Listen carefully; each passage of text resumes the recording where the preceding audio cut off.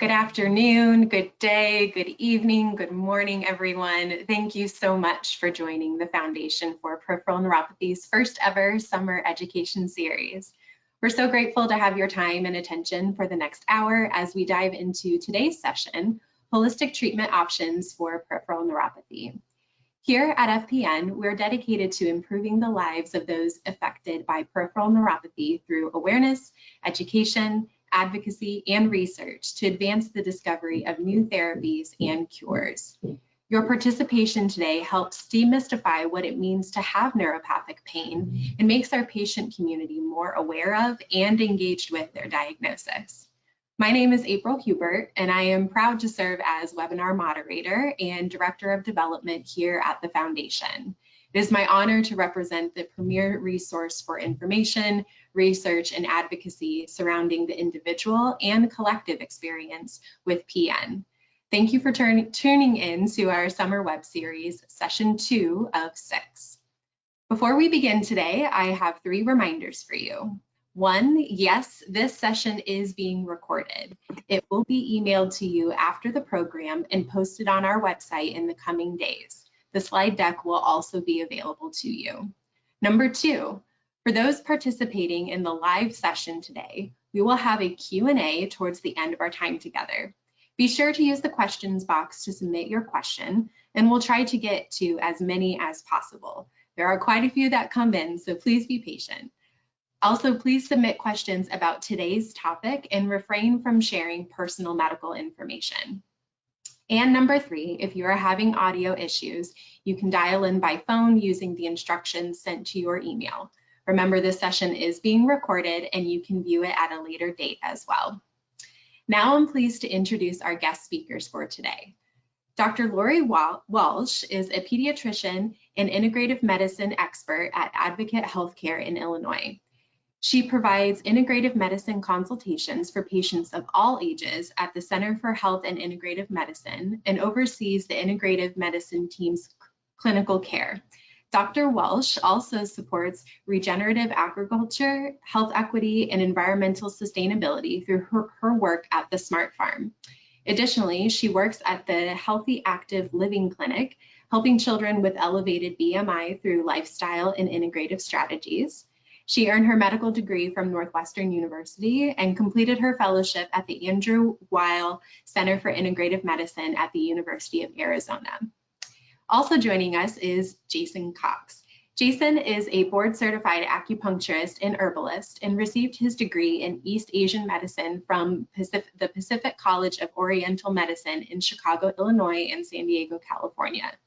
He specializes in traditional Chinese and Ayurvedic herbal medicine, Japanese and Chinese schools of acupuncture, and Tui Nai Shiatsu bodywork. I'm going to have you correct me on that, Jason, I promise. And in addition to his private practice, he is currently a team member with the Advocate Aurora Good Shepherd Hospital Center for Health and Integrative Medicine. Please give a warm welcome to our speakers. We're so grateful to have you here today, and the virtual floor is now yours.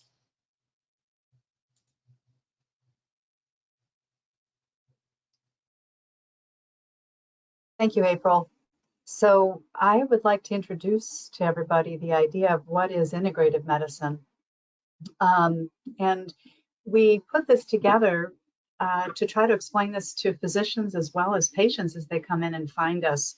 Really, it's good for everyone, but certainly if someone has a medical problem, that seems to be the first thing that drives them to find a different answer. And the use of integrative strategies can be very helpful as an adjunct tool to seeing your physician.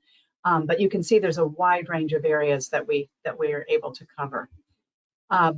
At the center that we're at, we work collaboratively, as do many centers, but this is why Jason and I are on this together. I can't do this alone. We need different modalities of care, from traditional Chinese medicine to MD, trained with integrative, to using mind-body medicine, to using psychology sometimes. So we work together to try to provide that care. And then what I want to do is just spend a second on this, because anybody in pain of any sort really lives on this wheel just like we all do, and there's different parts of the wheel that at different time need more attention, but all of it's important. So we really focus on these parts. So integrative medicine really is what I call radically simple in some ways, by just really looking at how to build lifestyle and how to incorporate kinds of modalities that are not expensive necessarily, but that build on nutrition, a focus on what's in the environment that might be an issue, what we're connected to, how we're sleeping and resting, what's our rhythm, how are we moving. So simple but complicated as we get to know each person.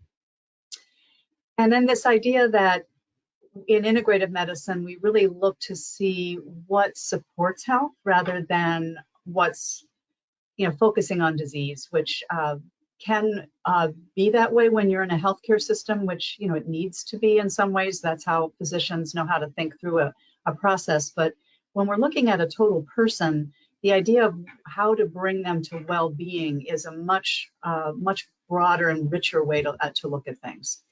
So one of my areas of interest is culinary medicine, which is really just how do we take the idea of what do we know about food, how it can be prepared simply and also culturally sensitive, simple to make, to begin to change the dynamic of food in our culture that is creating a lot of inflammation. And when we look at medical problems, inflammation is really the word that we use a lot of the time, but it's a word, and how do you translate that? Well, using food as medicine is really valuable without taking away pleasure, which is the other key part. So I wanted to show you this because this really helps understand where we're at in this country with food. So when you look at the far right, that ultra processed food area you'll recognize that as many of the fast foods. And if you look around you, that's the easiest food to find. And we even find this in hospitals. But ultra processed are not really food. They're not qualified as food. They have very little nutrition. And they're also inflammatory. And if that's primarily what somebody's eating, it's not going to be helping their body or their brain get what it needs. So this is where we start to educate and then work on ways to add in some of these other foods. So we need some processing of foods, otherwise we wouldn't have bread or cheese. It's just these ultra processed that seem to be the biggest troublemakers. So this idea that real food grows and that these key foods are what I really try to focus on, this idea that fiber, whole grain, nuts, seeds, beans, vegetables, and fruits, and then the fermented foods. So these are the foods that when we eat more of them, they feed our gut microbiome, and that seems to have a big effect on health, but it's not really clear exactly what it is for each person. So this is a huge area of research, but it is a way that we can begin to manage our own health by understanding that if we can add more of these foods in, it creates a less inflammatory response in our body, and we get more nutrition. And when you understand sort of how some of these nutrients affect the nerves and the brain and even our perception of pain, it starts to make sense. So trying to use food is really one of the areas. This just gives you an idea of what's a prebiotic. And there are some easy things like adding onions or leeks or garlic to what you're eating. Asparagus is a great one, bananas. So you could see that there's some easy ways to add in some of these foods.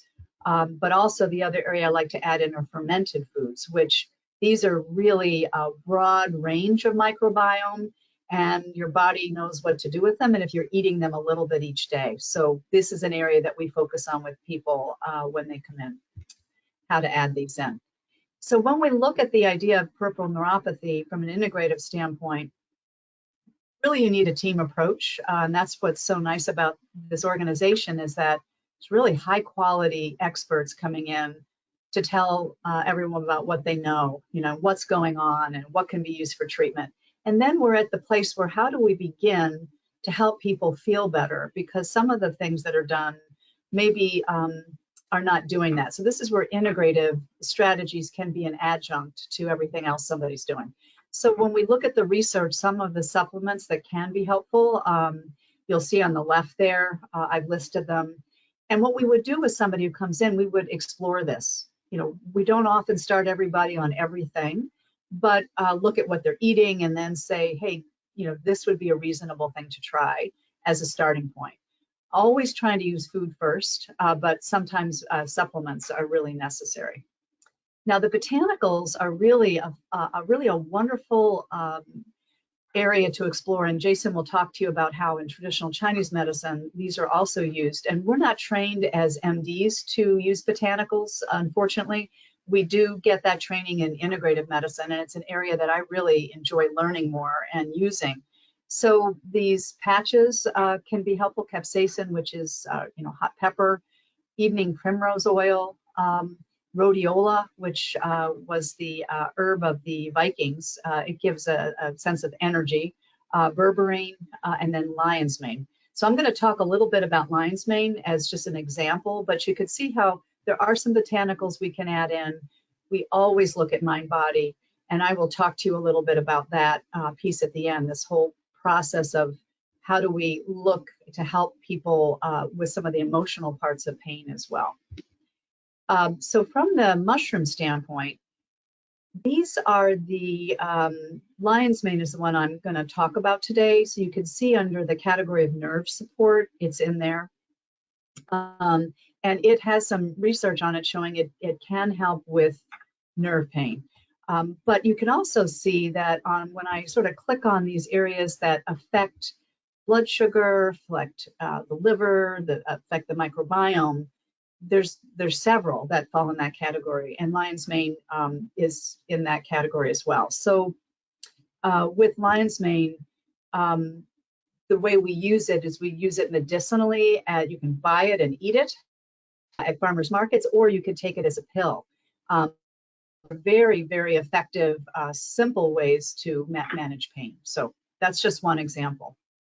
And then what I put on the screen here is this idea of the mind, body, and chronic pain. And so when we have pain, that signals there's an anxiety component. I mean, how can there not be? The brain then becomes more focused, and it can change the nervous system. That can create more pain, more anxiety. The good part is that there's many ways to break this cycle depending on who the person is and the relationship with the person that's helping you. The professional helping you is key, that there's that understanding and that they're helping you in the way you need to be helped, and that there's a trusting relationship there. But this is equally as important to healing as the other things I mentioned. And let's see, it doesn't want to advance. Oops, let me go back one. So this is our center. We have a garden outside of it, and I'm going to now shift gears and let Jason tell you a little bit about how he manages a traditional Chinese medicine standpoint.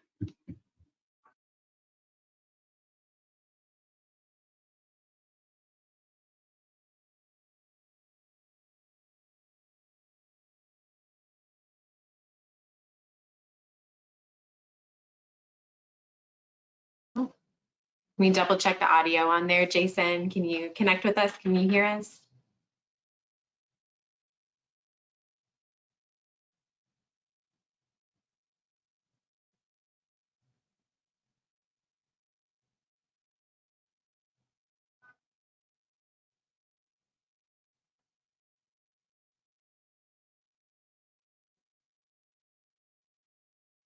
Sorry, folks, looks like we're having some technical difficulties. So if you could just give us just a moment and see if we can get this worked out. Okay. There we go. Now we can hear you, Jason. I don't know what happened. Sorry about that. No worries. Take it away. Okay. Now I think, there we go. And now that's working too. Okay. All right. Hello, everybody. I'm here to talk about acupuncture and how that kind of fits into a much larger healthcare system. When we talk about acupuncture, it's one of it's something that's well known these days, but you know, hasn't always had like the best reputation. It's thousands of years old, but it's fairly new here in the United States. In fact, here we're talking to you from Illinois. In Illinois, it wasn't regulated until 1998, and you could still get in a lot of trouble for practicing acupuncture back in the 90s and before that. So now it's finally getting a little bit of recognition. There's been enough research done on it, so people are starting to finally understand a little bit about what it is.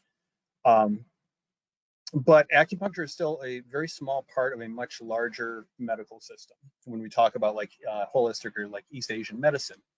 Of course, people know about acupuncture and massage, but you know, within that, we're also talking about diet, like Lori said before, botanicals or herbal medicine, things like to help regulate stress, which is always a key component to any kind of pathology.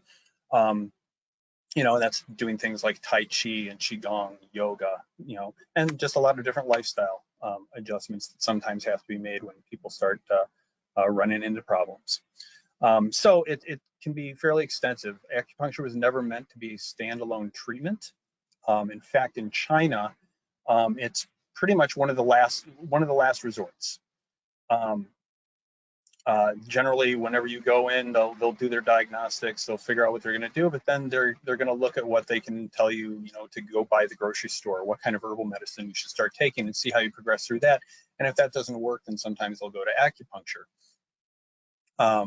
However, as I'll explain later, acupuncture these days is very different from acupuncture in the past. 100 years ago, or definitely 1,000 years ago, they did not have these very tiny little needles that we have these days. They were sharpening bamboo and bone and different things like that, and it was probably a very different procedure back then.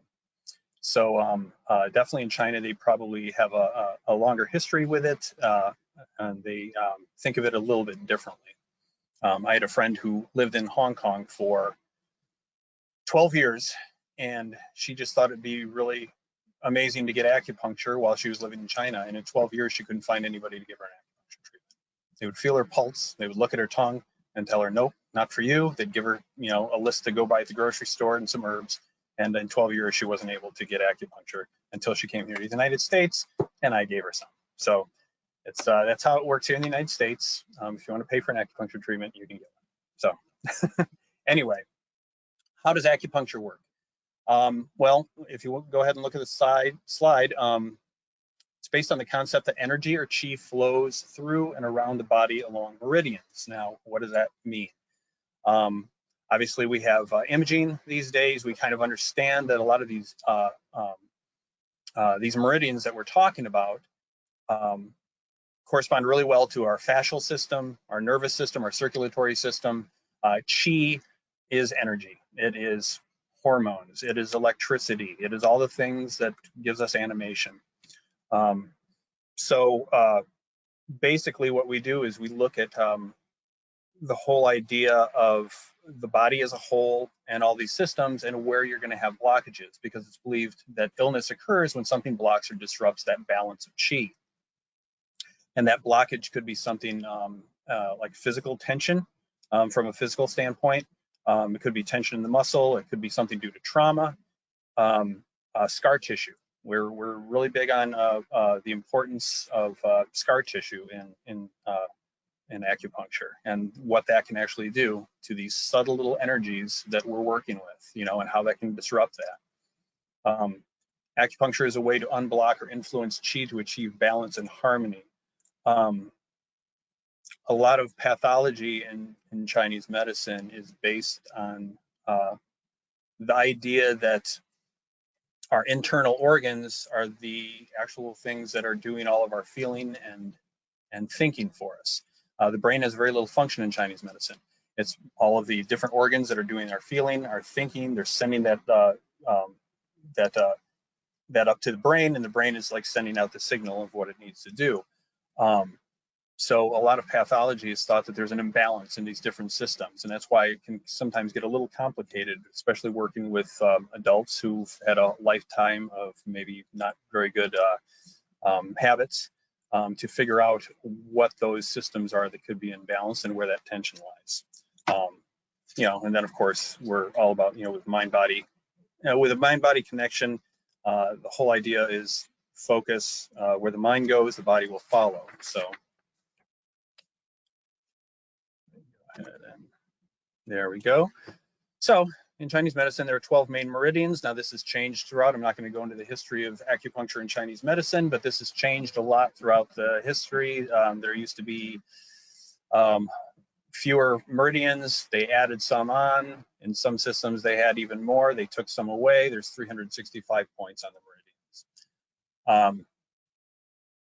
Those are the ones that have been written about the most, but over 2,000 points, including extra points and auricular points in the ear. You could almost say that every single part of our body is a potential acupuncture point.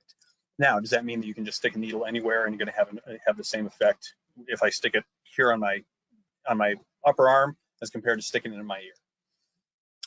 There are certain things that are going to be the same, and that's things like endocrine release, relaxation, but we have to think about like what the acupuncture points are.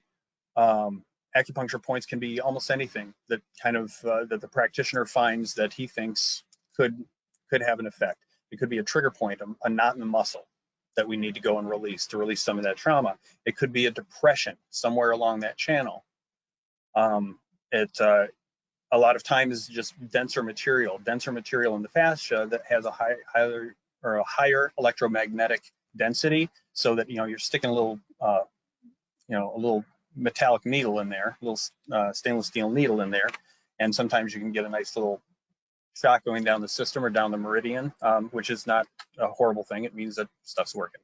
If you go in for an acupuncture treatment and you feel nothing, it means it's probably not going to work. So you should feel something here and there. Does it hurt? No, it doesn't. Most people laugh when they come in for acupuncture treatments the first time, even those who are terrified of needles, like myself. So, all right, so how does acupuncture work? So I'll just go down this list. This is, obviously from a scientific standpoint. Stimulates the release of endorphins and other opioids. Great for pain relief. Great for the nervous system, regulating stress. It increases the production and release of neurotransmitters, so it helps your nervous system work more efficiently.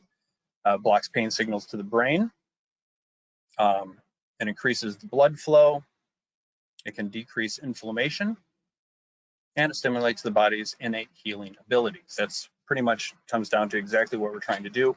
We're just trying to regulate the system so that your body can heal itself, because we have a great ability to heal ourselves.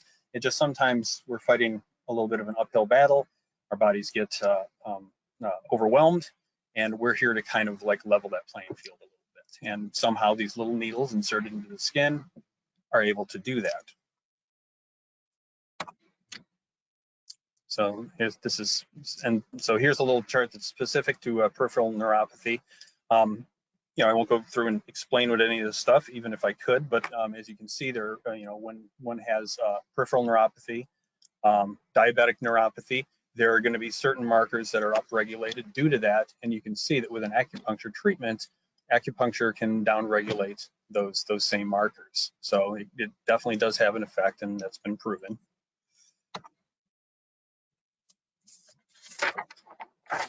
So in the last 20 years, research has grown at twice the rate of research in conventional biomedicine, which has not always been in the past, which is one of the reasons why acupuncture really didn't get a lot of credibility back in the day. There was a lot of research that was being done in places like China and Japan. Actually, there's been a lot of research done in Europe for a very long time. In fact, a lot of the earliest actual research was done in Europe, and especially France. But it's starting to get a little bit more credibility here, and we need it, because it's fantastic modality, and anything that we can do to be taken more seriously. Otherwise, some of the when I was in acupuncture school, I wanted to drop out every semester for about the first year, because some of the stuff sounded so outlandish and so crazy, until you start getting into upper level classes and you start really looking into it and kind of see the correlates between science and what we've been doing. Chinese medicine is, well, I don't even want to say Chinese medicine is different from Western medicine, because it's all medicine. And it's all come from these traditional medicines that, just like modern medicine, have evolved, have gone through an evolution process. So right now in acupuncture, we have things called e-stim machines. Back in the day, I would have put in my acupuncture implement and I would have sat there and jiggled it over and over and again for, who knows how long to try to stimulate that nervous system. Now with technology, I can just hook electrodes up and have it do it for me. I can walk out of the room and see another patient.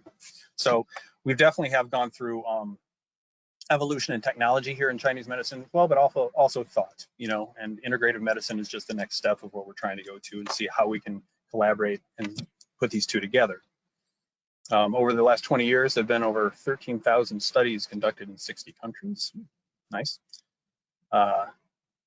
Evidence for effectiveness of acupuncture are 117 conditions. I would say that the Chinese probably say that it can cure almost everything, but it's better at some things than other things. And of course, like I said before, acupuncture is not a standalone treatment.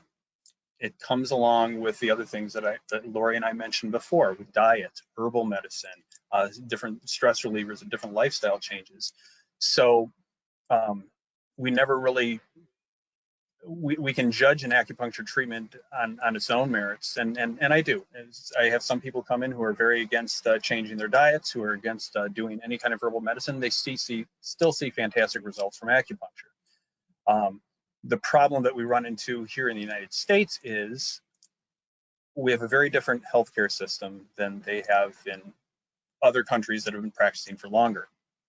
If you go for acupuncture in China, you can almost be expected that you're going to have to go daily, which is another reason why they probably gave my friend diet or food options and herbs, because it's a little bit bigger of a deal over there. You have to go daily.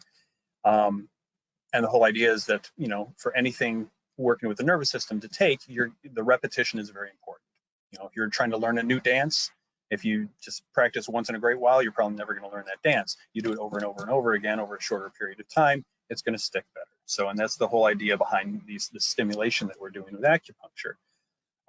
Unfortunately, here in the United States, we get people maybe once a week for a while. And in the meantime, before that, it's important for aftercare. So it's really, really crucial for aftercare here in the United States that we look at diet, that people have to be open to possibly taking herbal medicine, that they're open to doing deep breathing exercises or things for stress relief, and also being open to doing like little mini acupressure treatments that we try to teach all of our patients, so that on the days that they're not coming to see us, they can kind of simulate that and sit and slow down and try to work with their nervous system on their own.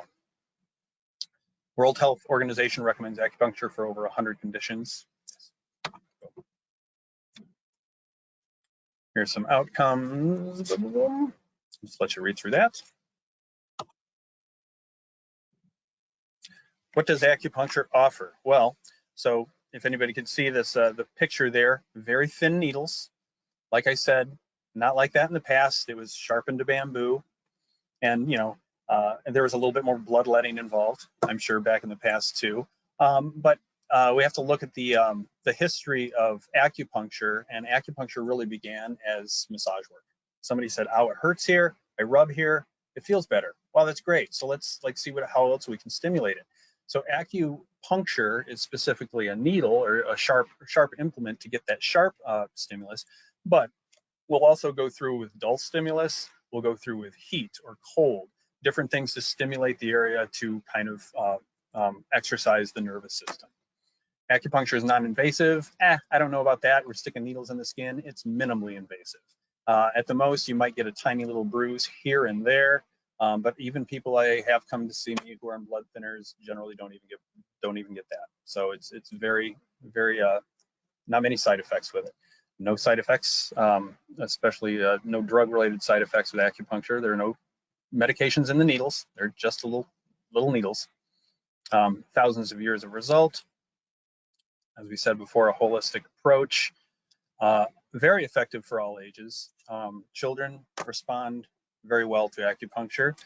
Usually it takes a little bit of me talking them into it and having to needle myself here and there just to show them what it's like before they'll let me do it. But usually by maybe treatment 3 or 4, I'm graduated off of acupressure, and then I can start using acupuncture, and the kids respond really well. an adjunct treatment with Western medicine. And like I said, it's an adjunct treatment even with Eastern medicine.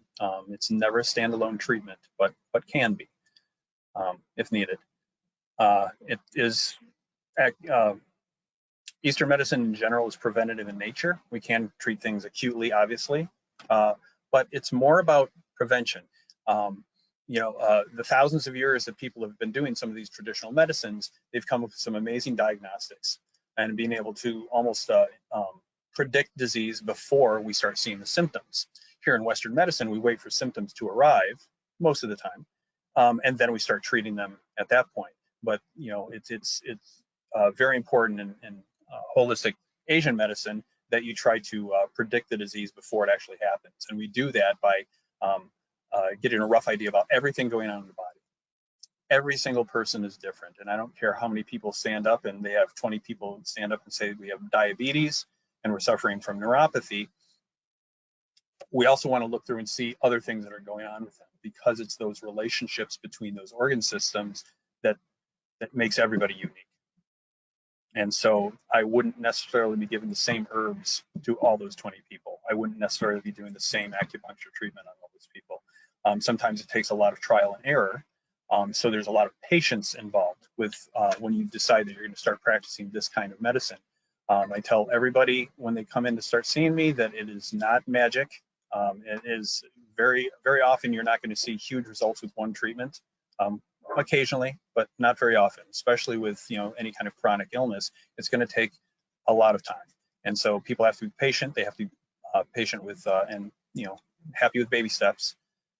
But the whole idea is that we are assisting to achieve your maximum health potential by helping your body basically heal itself. Whoa. Okay, and that seems to be the end of our slides.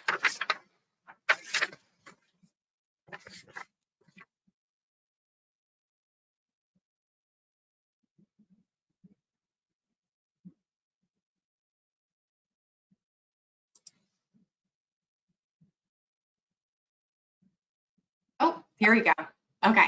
Sorry about that, folks. So are there any additional topics that either of you would like to cover before we get into the question and answer portion of our webinar today? I do best with questions.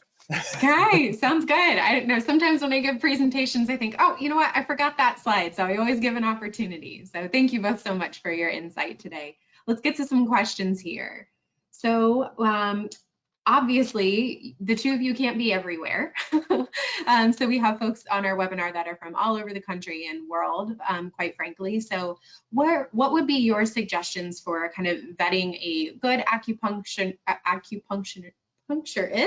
and also an integrative medicine specialist? So do you have any tips or tricks for that? I can start on that. So where I trained at the University of Arizona, Dr. Andrew Weil Center for Integrative Medicine, on the website, you can go in and locate a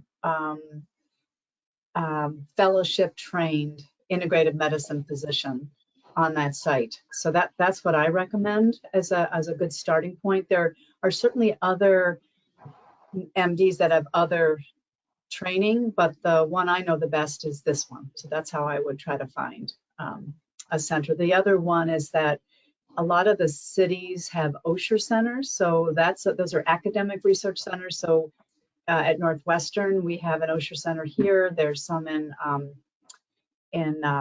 Tennessee. Harvard has one, Seattle, Vermont, Miami. So looking for an Osher center would be a really good place to find a good qualified integrative physician. Thank you. Jason? Can you hear me? Yeah. Okay, good. To find an acupuncturist. It's hard because definitely looking at the school.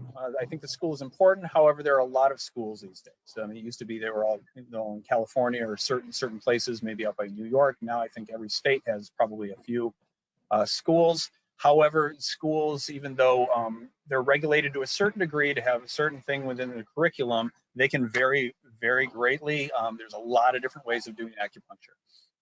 5-element, balancing method, TCM. I studied Japanese meridian therapy. There's a lot of different things, and these are subtle, but knowing what the person's education was, some of the colleges just don't meet up to certain standards. I was very happy with the school that I went to because we had a certain amount of Western medicine involved as well. I had 4 years of anatomy, pharmacology, clinical sciences. The whole idea is our school was looking forward to integrative medicine and that we were going to be collaborating with people in that field. And so we had to at least be able to talk our way around it and understand, what they were doing. Now, some other colleges, I know I worked in North Carolina for a long time. There's a college down there that's a strict Taoist school. So maybe very differently. I know there's a school that a few people that I knew who ended up transferring to our school had gone to in Florida, that they didn't, it was very, very old school. They didn't learn anatomy. They didn't learn point location. So the education is a big part. The other thing that you want to know about an acupuncturist is find out if the acupuncturist that you're going to gets acupuncture, and find out if they take herbal medicine. If they don't go to them. Also, I would highly suggest going to an acupuncturist. There are a lot of people out there who say they do acupuncture, and you get, especially when it comes to, in certain states we have things like dry needling, which is acupuncture that's not done by acupuncturists, usually by chiropractors or physical therapists, and sometimes they'll promote themselves as doing acupuncture. It's not quite the same thing. It can still be effective, but it's not the same thing. So don't think just because your chiropractor says he does acupuncture that he's actually doing acupuncture.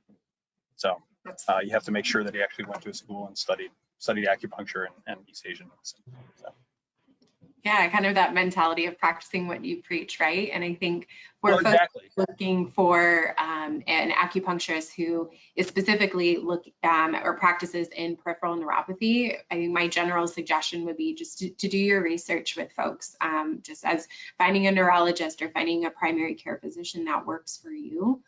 Do research, ask questions, and if you aren't finding a good fit with the first acupuncturist that you see, you can always seek another, just based off of wherever you live. Hopefully there will be a few options, but as Jason said, make sure you do your research and check out certifications and everything as well. Great. Yeah, especially because, like I was saying before, it's a long history and people work very differently. Even here at the center that we have 2 acupuncturists. I'm one, and Joanna is our other acupuncturist. We practice very differently. It's not that either of us is doing anything wrong or we're doing anything right. It's just we have different styles of doing it. So if you find an acupuncturist and they don't gel with you, it doesn't mean that all acupuncturists are like that and you give it up. Try somebody else and look around. So. Exactly. Yeah, that's a great mentality to have.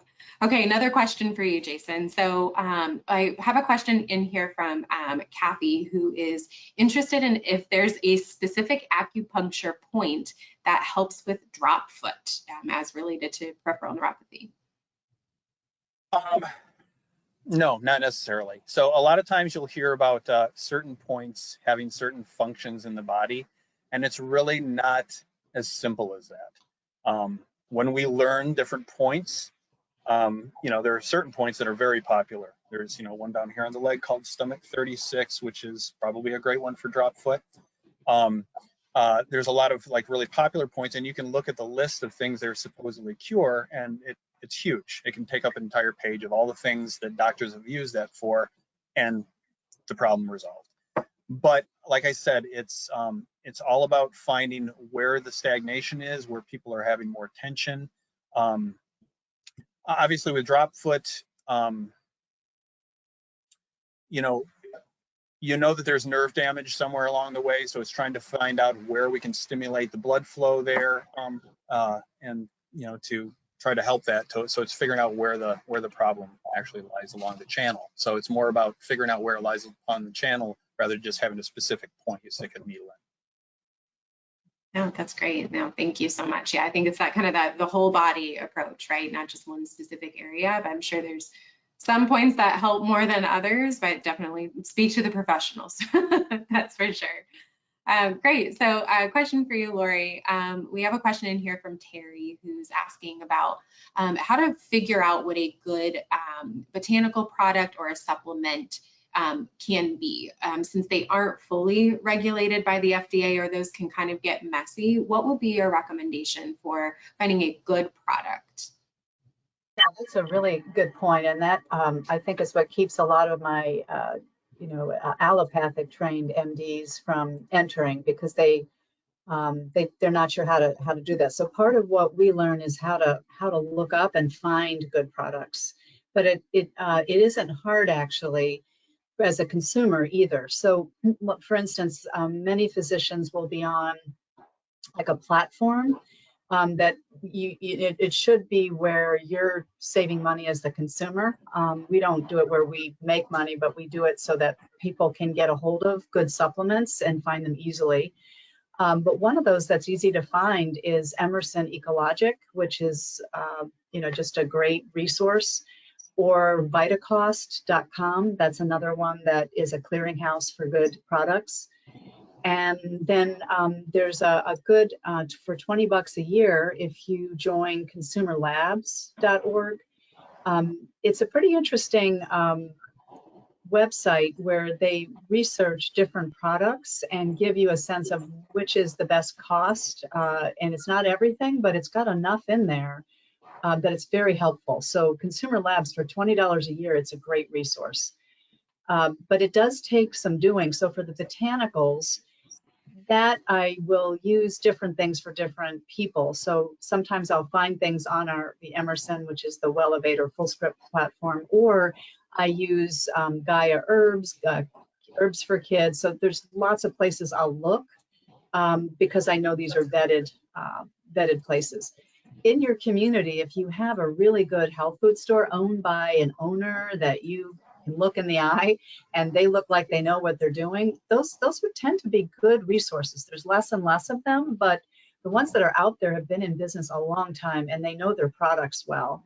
But I would not take these things unless you're consulting on a global way. What I found is people will come into me and bring a bag full of supplements. And honestly, when you're using botanicals, there's really a process of matching a botanical to a person, to what their condition is, and we use these temporarily mostly, and then we begin to let them go. And the traditional, like American way of looking at things, we just add one more pill to the pill box. And so, there's a way to use them. There's a layering of things. I try not to add everything in at once, but gently start to use it.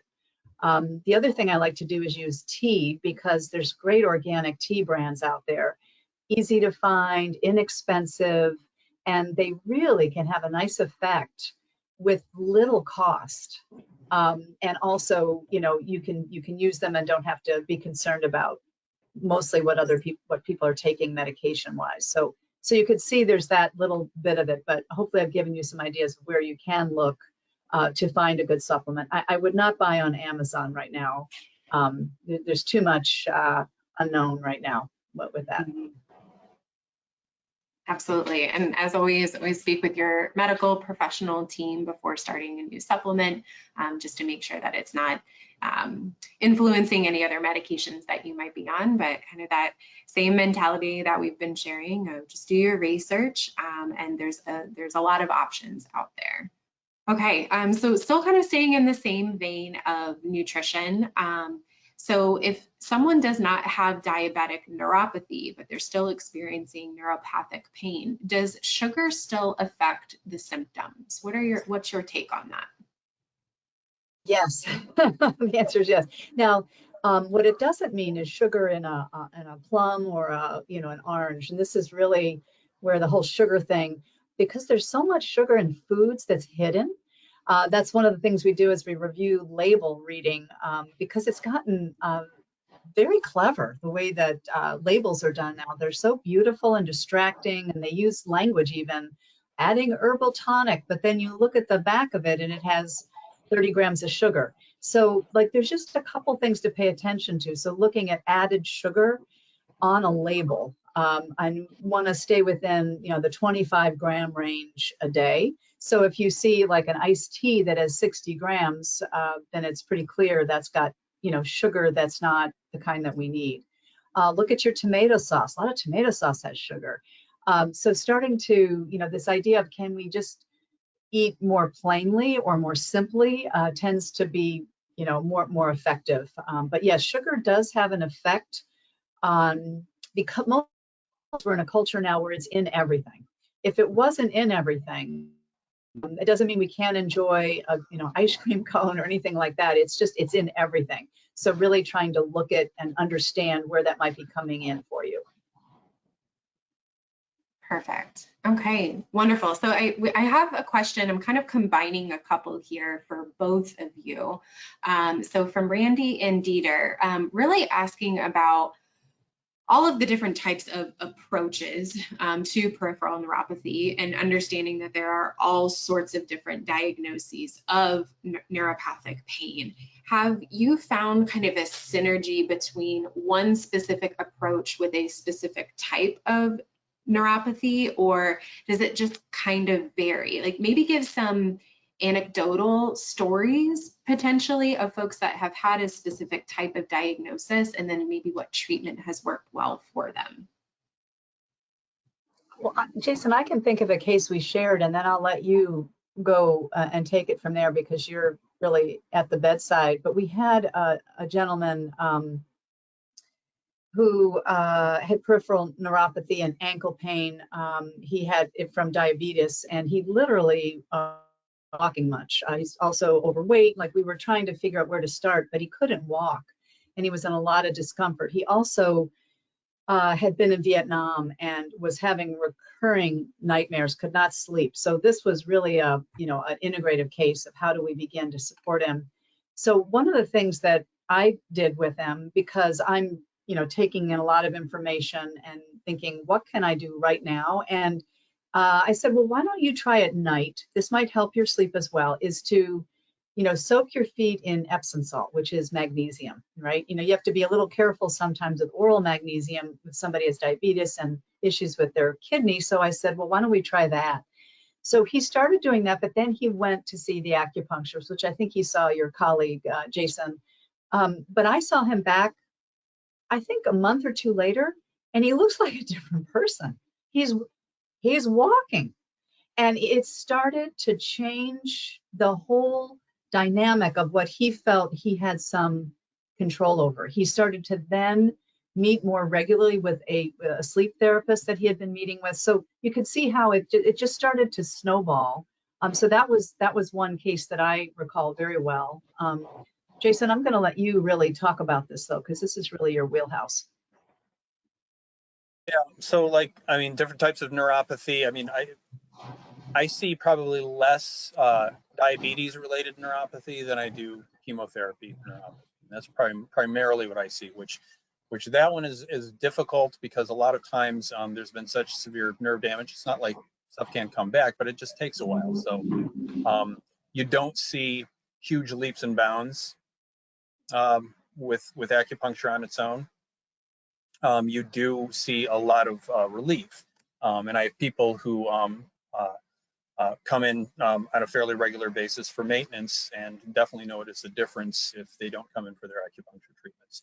But for a lot of people, and especially, I'm talking about a lot of my breast cancer survivors who, are then on, different medications for a period of time after even chemotherapy. As long as they're on those, they're going to have a difficult time, kind of leveling that playing field. So we're always fighting an uphill battle. Otherwise,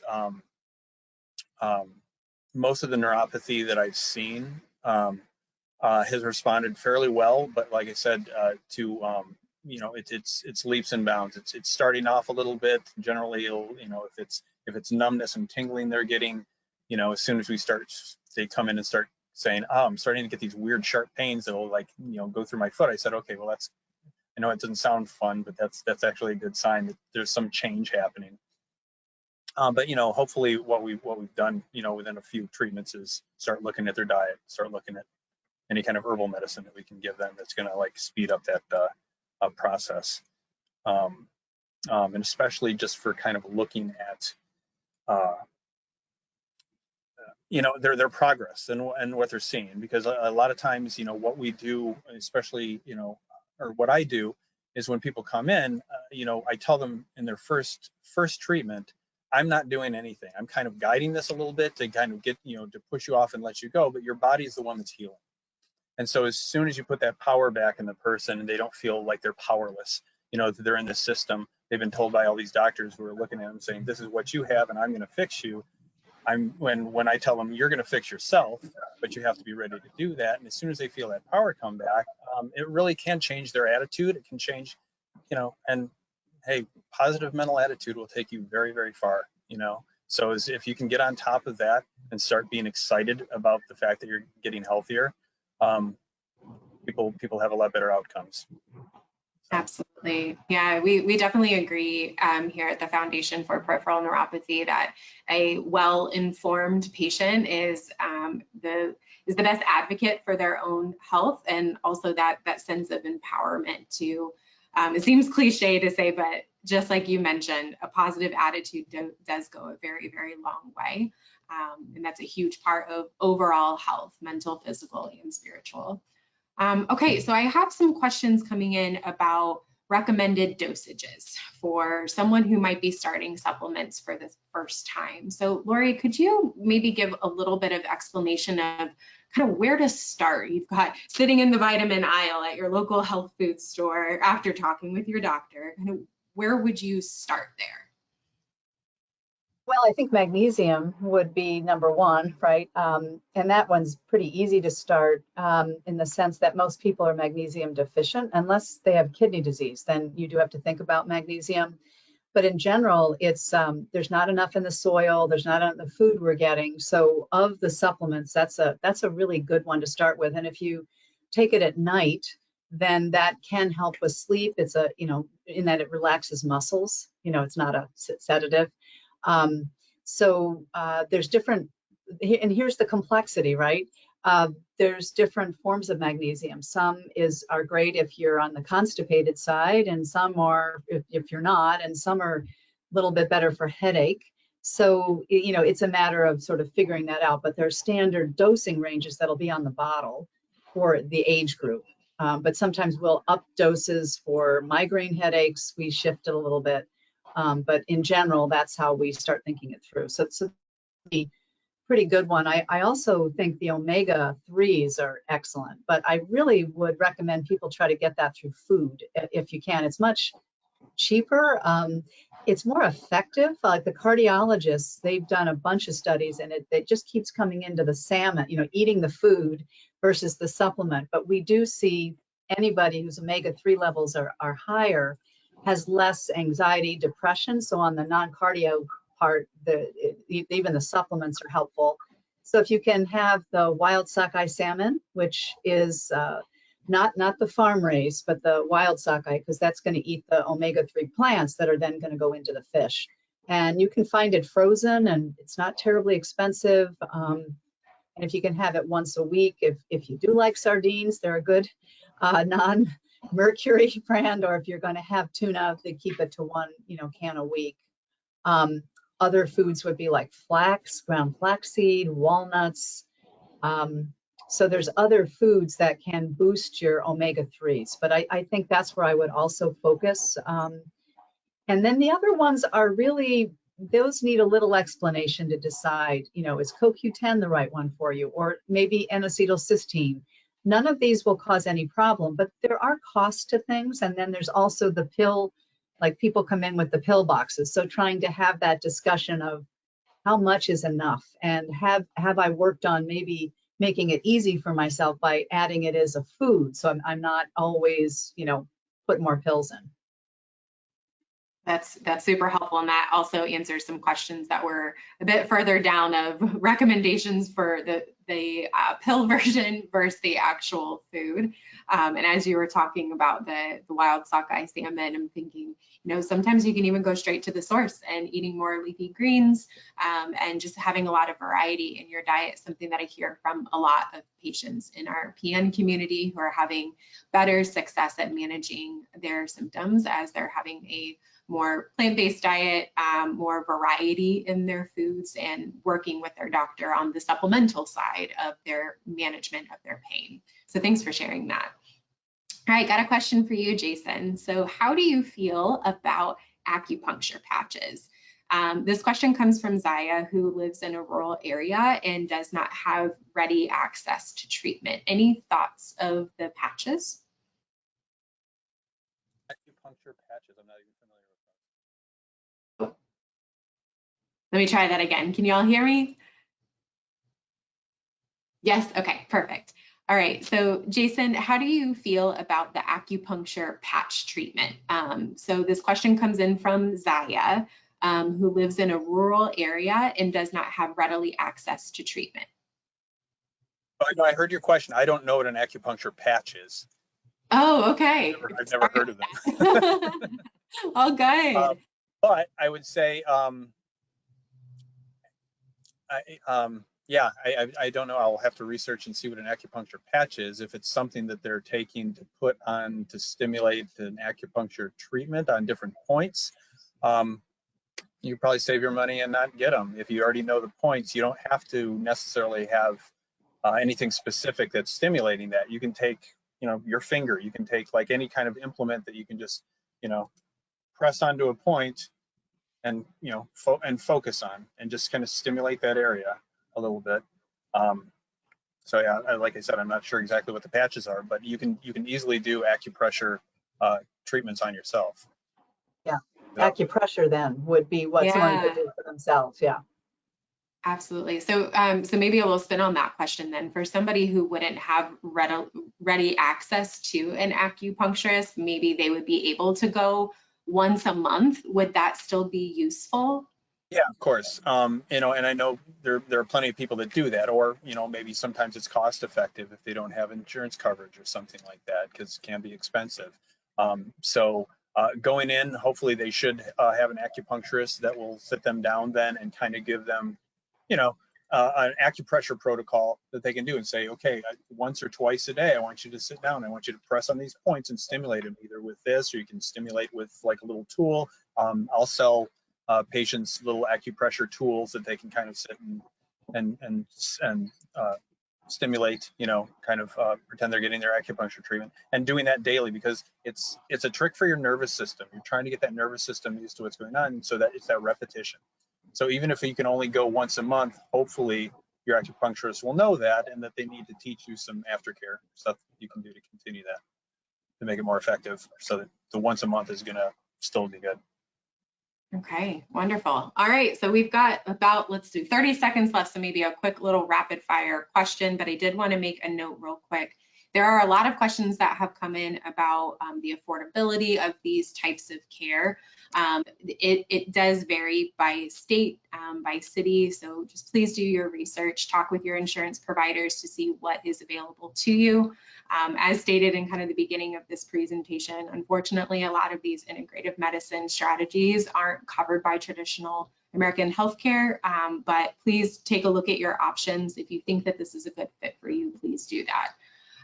The last question that we have here was asking about having peripheral neuropathy and if there was something that they could do on a daily basis, kind of in the middle of acupuncture treatments, to kind of help their overall well-being. So she mentioned walking around their house barefoot. Is that something that you would recommend? As feet pain tends to be a pretty big issue with peripheral neuropathy. Yeah, for sure. I mean, you want to stimulate those areas. So I'll teach people when they come in with their neuropathy issues. I'm all about qigong and deep breathing exercises, meditation, and teaching people those kind of techniques to just help regulate their nervous system. But I'll have people go through and do like, friction rubs on certain areas, and then go through maybe and do a little massage work, because your nervous system is going to pick up on those differently. Those are different stimuli. So, and then I'll have them go through and maybe do a little slapping or something, or poking, because different nerve fibers are stimulated by those different stimulations. So it's like a little, taking your nervous system to the gym a little bit. So, I mean, I can only assume that would like, and well, it'll help definitely, like try to stimulate at least circulation of that area, and to get your nervous system to wake up in that area, That's great. Okay, awesome. Well, apologies to anybody that we did not get to your question today, but thank you so much for sending them in. We're right at the top of the hour, so I did want to go ahead and pop up our screen that has our contact information on here. We do have 4 more sessions that are coming for our summer web series, so please attend those. Perhaps your question is pertinent to one of those sessions, so we'd love to see you there. And thank you so much to our expert speakers today. I'm really confident that this presentation and Q&A session allowed our participants to glean some really helpful information. I know I learned a lot, that is for sure. We love to hear from our community, so please take the survey at the end of this webinar, and also consider making a $25 donation to the foundation so we can continue to provide programs like this and expand our mission. You can use the QR code on the screen for a secure donation right now. Just use your smartphone camera if you're on a desktop. Our contact information and website are listed for your convenience. We have a wealth of resources there as well. Be on the lookout to your email. The recording and slides will be shared with you within the next couple business days. And on behalf of the entire team here at the Foundation, we wish you all health and bright days ahead. Thank you for allowing us to be a part of your peripheral neuropathy story. Have a wonderful rest of your day, and we will see you next time. Thank you, everyone.